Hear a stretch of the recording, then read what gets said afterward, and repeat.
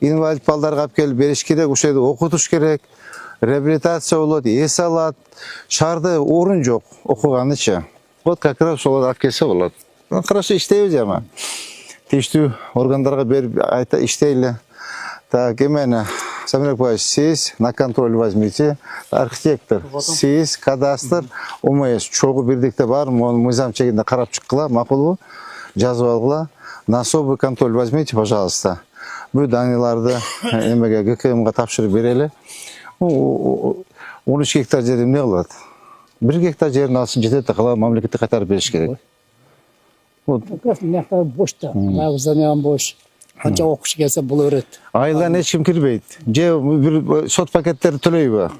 Кана жана жигит? Кирсеңиз ал сот төлөйсүз. Сот пакет барбы? Частный путевка менен келет. Маткеройлар бар. Ошолорго Пенсионерлер, ошолорго скидка бар. путевка менен ошолор кирет. Анан калгандары Жетим, жесир, айылын тургандар. Жетим, жесир айыл кире албайт.